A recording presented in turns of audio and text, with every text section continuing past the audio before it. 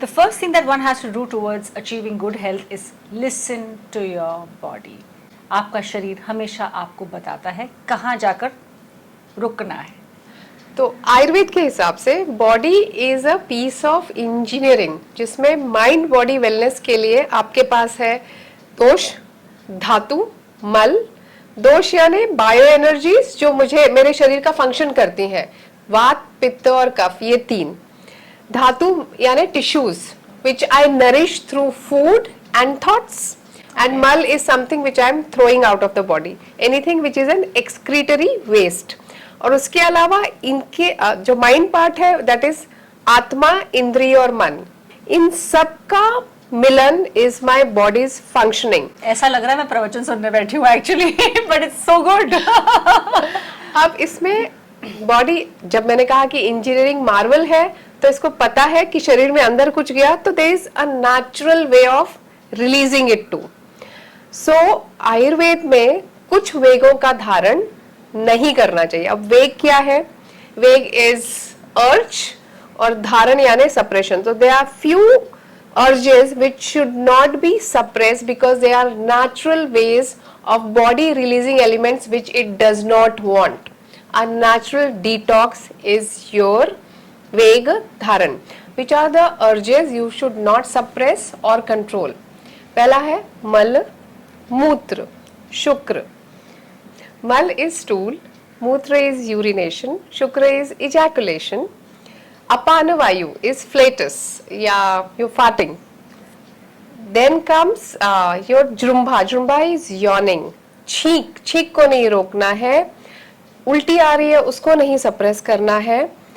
आपको नींद आ रही है उसको भी नहीं सप्रेस करना है. You better sleep. भूख और प्यास, इनको सप्रेस नहीं करना है. श्रम श्वास कि आप चले हैं और एक्सर्शन हो गया है and you are trying to control it, don't control it.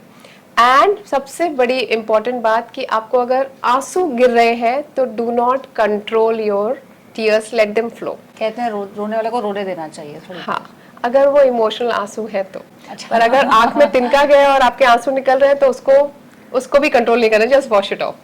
A very important point to discuss here is जो basic urges में सबसे पहले सामने आती हैं वो है to go to the loo, to the washroom, to pass urine. अब unfortunately हमारे यहाँ पर हर जगह पर आपको बहुत साफ स्वच्छ बाथरूम नहीं मिलते हैं, तो ज़्यादातर महिलाओं के लिए ये बहुत प्रॉब्लम होती है कि कहते हैं कि पानी कम पीते हैं यार, फिर बाथरूम जाना पड़ेगा, फिर कोई बाथरूम नहीं मिलेगी, and this ends up being a torture for life, क्योंकि और कंडीशंस खड़ी होती. तो यहाँ पे डॉक्टर साहिबा बैठे हैं, इन्हीं से पूछेंगे कि क्या कुछ हो सकता है क्योंकि आपने डिसाइड किया कि आप बाहर जा रहे हैं और आप सुसु करने नहीं जाएंगी. तो शरीर का काम है कि जो आपने खाना पीना खाया है उसका वेस्ट मटेरियल बाहर, मल का त्याग करना है. और यूरिन या stools are a form of मल, they have to be excreted. हमारा लाइफ बिजी है, स्केड्यूल्स टाइट है, I am in a meeting, I need to hold on, and this holding on एक बार दो बार शरीर माफ कर देता है, एडजस्ट. बट जितना आप इसको होल्ड करेंगे, these are nervous impulses, nerve impulses, और आपने जितना होल्ड किया एक तो नर्व्स वीक होते जाएंगे. दूसरा जो स्ट्रक्चर होल्ड कर रहा है, if my bladder is holding on to urine, some sort of things are reabsorbed in the body. अच्छा. So that is a toxin. And अगर ये लगातार आप करते रह गए तो it will cause renal stones, आपको किडनी स्टोन्स हो सकते हैं, यूरिन इन्फेक्शन हो सकता है, ब्लैडर आपका वीक हो सकता है. So these are problems which will happen if you control urine. अगर आप बार बार स्टूल रोकते हैं, it will obviously cause constipation, gases, but it will also lead to piles or fissure. हम बैठे हैं चार लोगों के बीच, हम एक इम्पॉर्टेंट इंसान की स्पीच सुन रहे हैं और आपके ऊपर कैमराज है और आपको यॉन करना है उस वक्त, तो आप कैसे ना कंट्रोल करें? आप तो बदतमीज नजर आएंगे. शरीर इतना कमाल है ना कि आप उसको कंट्रोल ही नहीं कर सकते. अच्छा, ये सारे इम्पल्सेस हैं. थोड़ा सा बैकग्राउंड ऑन आयुर्वेद, और ये जो वेग हैं, ये जो अर्जेस हैं, ये किस बायो एनर्जी के अधीन है. तो वायु ऐसा एलिमेंट है जो कि चल है, मोबाइल है, और हमारा सारा नर्वस सर्कुलेशन, मूवमेंट, मेरा बोलना, मेरा समझना, मेरा हिलना डुलना, सब उसके अंडर आता है. तो ये जो अर्जेस है, they are under the control of vayu. वायु को अगर निकलना है ना तो वो निकलेगा ही. The moment you stop it, it is like breeze flowing and आपको अच्छा लगता है, और जहां वो साइक्लोन हुआ and you try to suppress, it will create ruckus around it. You can't control this energy. तो आपको उबासी तो आएगी. All you do is put your hand and be polite about it, but please yawn. ऐसे बहुत बार होता है कि सडनली आप एक बंद कमरे में हैं एंड यू रियलाइज कि आप अब तक ठीक थे और आपने सडनली ना 8-10 उबासियाँ ले ली एक के बाद एक. तो कुछ लोगों को लगता है आपको नींद आ रही है, लेकिन वो नींद नहीं आई होती, आपको अनइजीनेस भी होने लगती है. वो क्यों होता है? सो दैट इज, अगर आप बंद कमरे में बैठे हैं, उसका वेंटिलेशन अच्छा नहीं है, your body might be needing more oxygen. So open your windows, ventilate, get some light and you will feel better. It is just body demanding more oxygen because your body functions on glucose and oxygen. So why is that related to yawning? Yawning से ऐसा क्या होता है? Yawning is an indication that your body needs something.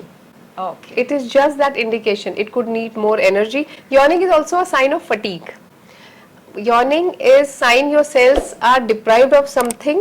You give it deprived of energy and oxygen. You need to give it. तो मतलब वही वाली बात आती है कि जो ये आपके नेचुरल अर्जेस हैं यॉर्निंग की, इसको आप सप्रेस करेंगे कि पता नहीं क्यों हो रहा है. नहीं, you have to pay attention to it. कि अगर बार बार आपके साथ ऐसे होता है कि you suddenly yawning too much, it could B that your blood circulation is not right and your body needs more oxygen. So अगर आप संहिताएं पढ़ें तो अगर आप जुम्भा का वेग बार बार रोकते हैं, if there is excess yawning and you are trying to suppress it, it can lead to ardit. ardit यानी Bell's palsy. बेल्स पाल्सी यानी वो जो facial Facial paralysis. palsy. Oh my God. Okay. So this is mentioned. It can lead to headaches and it also leads to इंद्रिय दौर्बल्य. जो हमारा face है ना, इसमें शरीर की 5 इंद्रियां मौजूद हैं. आंख है, नाक है, जिह्वा है, स्किन है, कान है. Right. और अगर आपने कुछ सप्रेस किया तो nerve impulses get diffused and it can lead to इंद्रिय दौर्बल्य. तो आंखों का दिखना, सुनना, सब में फर्क पड़ सकता है. Oh my God. अब फिर से बहुत ही एक नेचुरल बॉडी का रिएक्शन होता है. अच्छा खाने के बाद, पेट भर के खाने के बाद आप डकार मारते हैं, जिस कॉल्ड बेल्चिंग. और कुछ कल्चर्स में तो इसे अच्छा मानते हैं. शेफ्स कहते हैं कि दिस इज एन ऑनर कि आपको हमारा खाना पसंद आए, बट ज़्यादातर लोग इसका बुरा मानते हैं और इसको सप्रेस करते हैं. उससे क्या होता है? संस्कृत का शब्द है उद्गार, बेल्चिंग, बर्पिंग. और ये साइन है पहला कि आपका पेट भर गया. अगर आप खाना खा रहे हो और पहली डकार आई तो आप वहाँ खाना रोक दें. ओह. ये तो बेल्चिंग इज गुड. और उसको सप्रेस अगर आपने कर लिया, रोकना तो नहीं है बिकॉज ये नेचुरल अर्ज है. Body is throwing out wind. अच्छा. So if you stop it, first of all it will lead to bloating. पेट फूला फूला लगता है, खांसी आती है. Actually it can lead to cold also. ये आयुर्वेद शास्त्र कहता है. पर हम आजकल देखते हैं कि people with cardiac ailments come with burping. And Ayurveda में मेंशन है कि if you hold on to burping and belching, it can lead to cardiac diseases. हृदय की तकलीफ हो सकती है. हमने ये देखा है कि जो हमारे पास कई बार पेशेंट्स आते हैं हुआ है cardiac issues, they come with belching, डकारों के साथ पहुंचते हैं और हमको लगता है acidity. And then if you miss out on it, you realise कि there was a cardiac element. तो डकारे मतलब वो वेग भी आप धारण, इसलिए मैं कह रही हूँ धारण नहीं करें. आ रहा है, just visit your doctor. If there is something which is excess, always see some physician so that they can resolve it. तो बिकॉज आपको हृदय की तकलीफ है इसलिए भी आप बेल्चिंग करते हैं, या बेल्चिंग रोकने से ही ये होता है? बेल्चिंग रोकने से हो सकता है, और हृदय विकार है तो बेल्चिंग एक साइन या सिम्टम होता है. सो दोनों एक दूसरे से रिलेटेड हैं. पर हम जब बात कर रहे हैं कि वेग को रोके नहीं, तो उसमें बेल्चिंग ना रोकें. सो हमारी बॉडी की बहुत सी ऐसी जो रिएक्शंस है जिन पर हम हंसते हैं, जिस पर हम यूं करते हैं, वो एक्चुअली उस पर ध्यान दें, सुने, समझें और उस पर अपना जो आपको ट्रीटमेंट लेनी है वो लें, तो you can save your life and your health. So coming to sneezing. So sneezing is a reflex. आपके नाक में कुछ गया होगा, it could be an allergen, it could be a pollen, and body has this tendency to throw things out which it does not need. तो suppressing sneezing is holding on to that allergen which might turn into an infection and cause respiratory ailments. In fact, headache हो जाएगा. आयुर्वेद में तो ये भी mention है कि अगर आप छींक रोकते हैं तो आई प्रॉब्लम्स भी होते हैं. आंसू. आंसू क्यों नहीं रोकने चाहिए? आंसू is a meltdown of your emotions. Unless, जो मैंने पहले कहा कि आपकी आंख में तिनका या कंकड़ गया हो, तो आंसू के 3 प्रकार है. एक बेसल है जो थोड़े आंख तरल रहती है, गीली रहती है, वो. दूसरा है रिफ्लेक्स कि कुछ आंख में गया और उसको आप आंसू ने बहा के निकाल दिया. और तीसरा है emotional. It could B tears of Joy, it could B tears of sadness. And ये जो इमोशनल आंसू है, रिसर्चर्स से कि उसमें हॉर्मोन्स होते हैं. It has a lot of oxytocin. These hormones release your stress. आप खुश हैं तो भी स्ट्रेस्ड है because it's a positive stress, आप दुखी हैं तो भी स्ट्रेस है and it's a negative stress. तो आंसू is a release of stress. आपने होल्ड ऑन किया तो you will build up on your anxiety and excess anxiety will lead to mental problems. Coming to sexual urges, ejaculation. How important is that? So men naturally have these hormones and they produce semen every day when they are adults. And actually the sign of a male having good testosterone is having an early morning erection. अच्छा. So if they have erections, then that means there has to be some Semen. ejaculation and semen. So this is a natural thing and it should happen. Okay. So men should not feel guilty if they have night falls. It's a common phenomenon. So this is what is not to be suppressed. Masturbation is not a solution. आप 3-4 बार नहीं कर सकते हैं. But if you have an urge where there is an ejaculation happening, let it pass. और अगर ये नहीं, अगर सपोज जैसे कहते हैं कि ये as the boys are growing up and they have early morning erection and they might have what you call night falls, इसके अलावा अगर ऐसे कभी होता है and they don't let it come out, उससे क्या कोई नुकसान भी हो सकता है?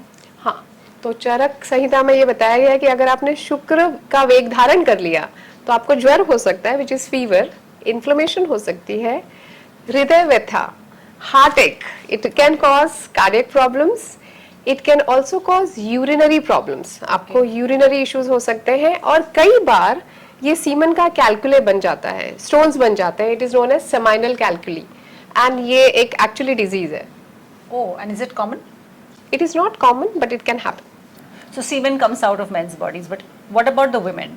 Is there something which happens to women too? So Raj, this entire discussion is about natural detox which the body does, and shukra and ejaculation happens in men.